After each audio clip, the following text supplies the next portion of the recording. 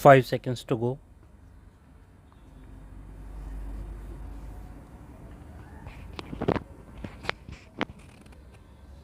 Start. The ministry has taken care to foster regional languages. For that purpose, it has spent certain amounts. But with that meager amount, they cannot expect to develop all the regional languages which are recognized in our constitution. Then there are certain languages which are not recognized but which are rich. Some amount should be spent for their development also. The Sahitya Academy is a national academy of letters. It has to work for all the Indian languages. In addition, they have to do work in Tibetan and other foreign languages also. But the total allocation for that institution is round about rupees 20 lakhs only, and out of that 80% or something like that is spent on establishment. Then what remains for the development of the languages or to take up projects for the development of the regional languages? Therefore, I would urge upon the minister to take a special note of it if he is really desirous that the regional languages should be developed, and give assistance and encouragement to the voluntary organizations, and more particularly to the Sahitya Academy. I find from the report of the ministry that the National Book Committee was constituted in 1976 and again in 1980, but since 1980 it has not been constituted and has not been functioning. Then how can we expect that this ministry will deliver the goods so far as national books are concerned? That also should be taken into consideration, and prompt action should be taken. There is a certain formula laid down in the report for the export and import of books. There only the amount has been mentioned.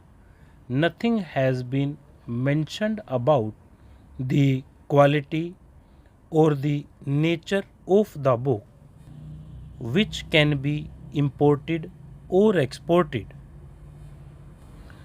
There is no institution or committee to supervise it. It is left to the Commerce Ministry, and the Commerce Ministry does it in a commercial way, but everybody knows that books imported in a commercial way cannot serve the cause of education and enrich knowledge. There are manuscripts lying all over the country. There is a saying in respect of Greek that what has been published in a language is only 1/10 of what exists.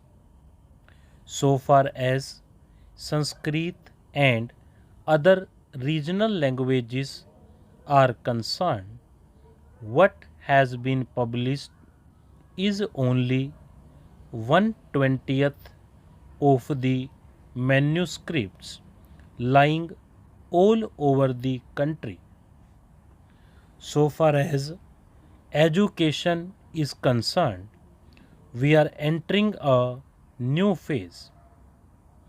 Our Prime Minister has declared the new education program, which has been accepted by the nation and is being implemented in various spheres.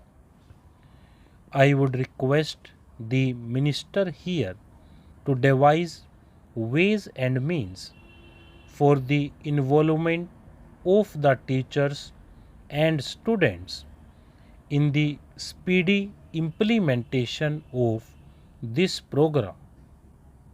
Let me say that on education depends not only our future but even our survival.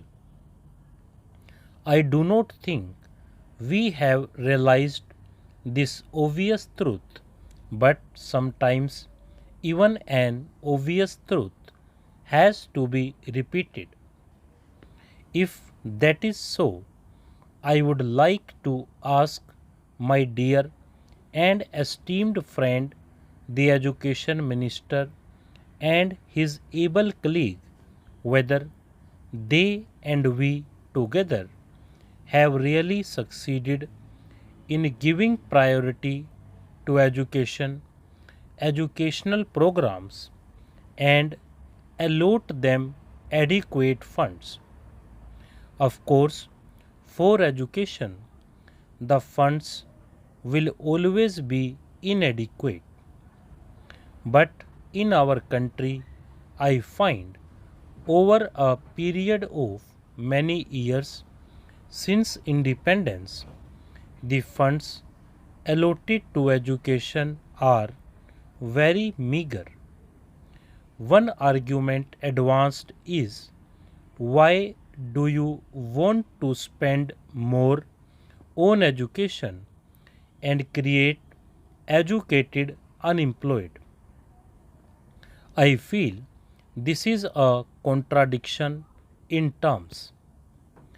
If a person is educated, how can he be unemployed? It means we are not educating him properly. A truly educated man will always be employed. If nothing else, he will be self employed. But unfortunately, our education is such that even self employment has become almost an impossibility. Coming back to my main point, I would like education to be given the topmost priority by all concerned, by the community at large, by the union and state government, and by the leaders of public opinion. For many years, the Education Ministry is not represented at the cabinet level. I cannot imagine a cabinet of any democratic country where a minister of education is not a member of the highest policy making body, namely the Council of Ministers. If you want to spend money in other spheres, but if you do not consult and involve the education ministers, who is really to give you the manpower, you cannot get the desired results. You may have all economic programs, you may have all other developmental projects, but if you do not have the educated men to manage the various projects, you are not going to have real progress or development in the country. Therefore, I feel that as long as the education minister is not a member of the cabinet and he is not a part of the council of ministers, I do not think any effort at discussing these points in this august house will be of much significance. Stop.